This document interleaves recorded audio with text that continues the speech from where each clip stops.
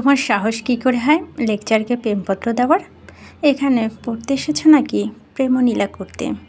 আমি কোনো ওয়ার্নিং দেব না। আজ গার্জিয়ান কলে যাবে তোমার। এহেন হুমকিতে মেয়েটা হাউমাউ করে কেঁদে উঠল। আবেগের বশে এমন ভুল করে ফেলেছে, করবেই না কেন? স্যার যা সুদর্শন, ব্ল্যাক শার্টের উপরে যখন ক্রিম ব্লেজার পরে নায়ক ফেল স্যারের সামনে আনান ফের রাগান্বিত হয়ে বলল, সবাই ছাড় দেয় বলে আমার কাছে ছাড় পাবা না। আজকে সব ক্লাস থেকে সাসপেন্ড তুমি, বলে মেয়েটা নালিশ প্রিন্সিপালের কাছে রাখলো। মেয়েটা অজর ধারা কাঁদছে, যদি স্যারের মন গলে, কিন্তু পাশান্ট স্যার। গার্জিয়ান কল করে দম নিল। আনান বিড়বিড় করে বলল, কি জমানা এসে গেছে। আমাদের সময় মেয়েরা টিচারের চোখে চোখ তাকাতে পারতো না, আর এরা ন্যূনতম সম্মানটুকু করে না। বাতাসে বেগে এই খবরটা ভার্সিটিতে ছড়িয়ে পড়ল। আনান স্যার ক্লাসে অনেক স্নেহ করেন, কিন্তু একটু অন্যায় সহ্য করেন না। খুবই কোল্ডুনি, শক্ত হৃদয়ের। এরপর থেকে সবাই খুব প্রমিত করে চলে আনান, তাজওয়ার স্যারকে। ইশাদের আপাতত দুটো টিউশন রয়েছে, একটাতে 14 আর একটাতে 3000 মাইনে। এতে কোনো রকম চলতে পারবে, তবে এই মাসটা কোনো রকম যাবে। ভাগ্যিস বের হওয়ার সময় ওর জমানো টাকা নিয়ে এসেছিল। এখন ক্লাস 3 এই স্টুডেন্টকে পড়িয়ে বের হয়েছে। এই স্টুডেন্ট ভালোই ঠিকঠাক। দেখার পালা ওই বড়লোক বাপের 6ষ্ঠ শ্রেণীর ছেলেটা কেমন হয়। ঘড়ির কাঁটা যখন 4টা, ঈশাদ তখন পৌঁছালো আনান ভিলায়। সে বসতেই তার স্টুডেন্ট এলো। কোনো সালাম নয়, অভিবাদন নয়, ধাপ করে বসে পড়ল। ঈশাদ বলল, নাম কি তোমার? আহান বলল, কেন গতকাল দাদু বলেনি? দিনা বেগম উপাস থেকে চিল্লিয়ে বলল, ভদ্রভাবে ব্যবহার করো আহান। আহান ভেঙচি কাটল। এরই মধ্যে দিনা বেগম একটা বাচ্চা মেয়েকে সোফায় বসে উপরে গেল। ঈশাদ নিচে কিছু অনুভব করল। ছেলেটা আঠালো কিছু রেখেছে। সে হাত দিতে দেখল প্লাস্টিক টাইপের লাল রঙের জাতীয় কিছু। তার ড্রেস এবং ছোপার রং লেগে গেল। ঈশাদ নিজেকে ঠান্ডা করতে চেয়েও পারল না। সে অবশ্যই এমন কিছু ধারণা করেছিল। এখন লাডের ফুয়াকে লাডের ছেলে, কিছু তো বলা যাবে না, তবে সে ছেড়েও দেবে না। চিটাগাঙ্গা মেয়ে বলে কথা, ভরকে দেবে সে। ঈশাদ বলল, কি বানিয়েছ?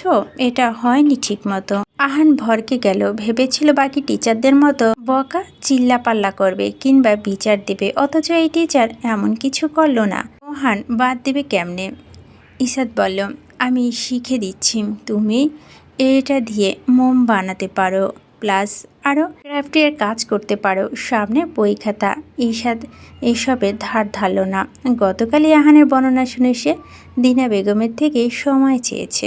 ঈশাদ ফের বলল, শিখতে চাও? আহান দ্রুত মাথা দুলালো। এরপর ঈশাদের কথা মতো দুজনে রান্নাঘরে গেল এবং ইঞ্জিনিয়ারিং করতে লাগলো। দীর্ঘ 1.5 ঘন্টার পর যৌথ সহায়তায় কিছুই হলো না। তখন ঈশাদ আহান একজন আরেকজনের দিকে তাকিয়ে হেসে দিল। এরই মধ্যে সোফায় থাকা বাচ্চাটা চিল্লে কেঁদে দিল। ঈশাদ যেতে নিয়ে আহান বলল, ওর কাছে যেও না। ঈশাদ চমকে বলল, কেন বোন, হয়তো তোমার? আহান বলল, না হয় না। বাচ্চাটা ঠোঁট ভেঙে কান্না দিল।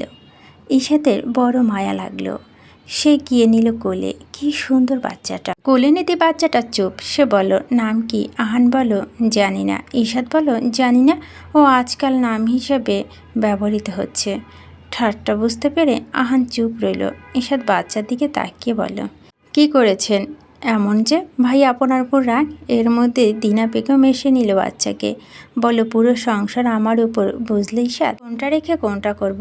একটু ইবাদত ঠিক মতো করে উঠতে পারি না। ঠিক গত দিনের আরেক দিনের এমন সংসারই ঈশাদ ছিল। রাজ্যের কাজ ছিল তার উপরে, দম ফেলানোর ফুসরত পেত না, অথচ একদিনের ব্যবধানে কেমন একা হয়ে গেল। একটা সুন্দর সংসার শখ ছিল খুব তার। ঈশাদ কথা বাড়ায় না, ব্যথারও ফিরে আসছে। সে আহানকে নিয়ে টেবিলে বসল। এ ফাঁকে জেনে গেল পুতুলটার নাম অহনা। কি সুন্দর ম্যাচিং। আনান আহান অহনা। কোন মহিলা এত সুন্দর সংসার ফেলে গেছে? আহারে।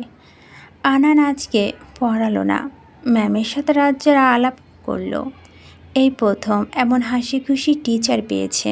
ঈশাদের বের হতে হতে 6:30টার বেশি বেজে গেছে। ছেলেটা ছাড়ছিলই না।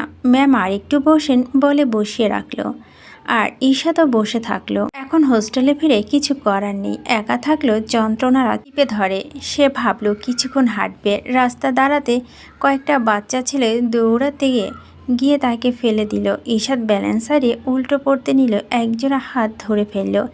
ঈশাদ দেখল আর কেউ নয়, এই বাড়ির মালিক, তার স্টুডেন্টের বড়লোক আব্বা।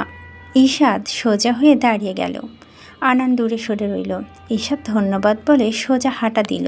আনান বাথটাবে মাথা ফেলে শুয়ে রইল। বিশালাকৃত বাথটাবের তার সিক্স প্যাক ওয়ালা শরীর ভাসমান। হাতে সুন্দর সাপের মাসালগুলো দুপাশে ছড়িয়ে চিন্তায় আছে। গত 1 বছর ধরে জীবনটা তার কাছে ভালো ঠেকছে না। সব কিছু থেকেও কেমন কিছু নেই মনে হয়। এর উত্তর আনানের জানা নেই, তবে সে এতটুকুই শিওর, এই জন্মে আর এই জীবনে কাউকে ঠাঁই দেবে না। এই এক জীবন ফাদার তেরেসা হয়ে কাটিয়ে দেবে। সে বাথরুম পরে বের হলো। এখনও পানি ঝরছে চুয়ে চুয়ে। এরই মধ্যে আশিকের কল এলো ফার্ম থেকে। বিগত কয়েকদিন ফার্মে লেনদেন ব্যাপক গরমিল পাওয়া যাচ্ছে।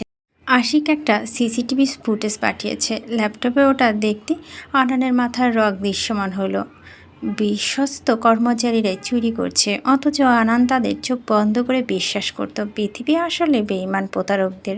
এর মধ্যে ফোন বাজলে আনান না দেখেই রিসিভ করে। ওপাশ থেকে তন্দ্রত সুর ভেসে আসছে, আনান ভাই এমন করো না। আনান নিশ্চুপ। ফের বলো, আনান ভাই আমি তোমাকে চাই, তোমায় না পেলে আমি মরে যাব। আনান যান্ত্রিক কণ্ঠে বলে, মরে যা। এরপর কেটে ব্লক লিস্টে ফেলল। এর মধ্যে দরজা নক হলো। আনান নিজেকে স্বাভাবিক করে বলল, কামিন মাই বয়। আহান বাবাকে দেখতেই হাসলো, জড়িয়ে ধরল। ছেলেটা এখন বেশ বড় হচ্ছে আনানের, অলরেডি 12 বছর চলছে। আনান বলল, তার নতুন ম্যামকে নিয়ে কি অভিযোগ শুনি? এবার কিন্তু ম্যামের চেঞ্জ করছি না।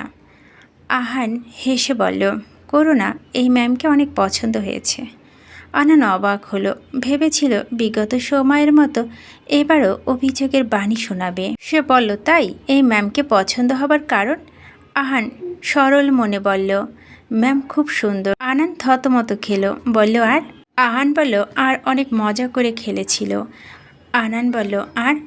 আহান বলল, অনেক মজা করে পড়ায়। আনান বলল, আর? আহান বলল, অনেক টপিক সম্পর্কে জানে। আনান বলল, আর? আহান বলল, আর এই কয়েক ঘন্টা আমার মাথা 7 বারের মতো হাত বুলিয়ে দিয়েছে। আনানের বুকটা হু হু করে উঠল। সে বসে ছেলেটাকে জড়িয়ে ধরে বলল, তুমি গুনে রেখেছ? আহান বলল, আগে কোনো ম্যাম আমার দুষ্টুমি সহ্য করতো না, অনেক কঠিন বকাঝকা করতো। তবে এই প্রথম কোনো ম্যাম দুষ্টুমি দেখেও আদর করেছে। এরপর বাপ ছেলের আরও অনেক কথা চলল। আরও একটা সুন্দর দিনের সূচনা। আগে ঈশাদ কথা কম বলতো, যথেষ্ট কারণও ছিল, আশেপাশে সব সাপ নাগিন ছিল। তবে এখন ধীরে ধীরে নিজেকে নতুনভাবে গড়ছে ঈশাদ। এই যে রুমমেটদের সাথে ভাব জমিয়ে এখন একসাথে ব্রেকফাস্ট করছে, গল্প করতে করতে সে একা থাকতে পারে না। একটু পর এমনি আশেপাশে হেঁটে আসবে, এরপর খেয়ে টিউশনি পড়াতে যাবে। এর মধ্যে অন্য রুমে একটা মেয়ে কারো কাছে ব্যাপক অর্ডার। ঈশাদ কথা বলতে বলতে সাহায্য করতে বসলো। সেও ক্রাফট এর কাজ ভালো পারে আর এখন টাকাও পাবে। তবে এসব বাহানা, মূলত সময় কাটানোর জন্য। নিজেকে খুব বেশি ব্যস্ত রাখার জন্য এসব করছে, যাতে খারাপ চিন্তা দুশ্চিন্তা না আসে।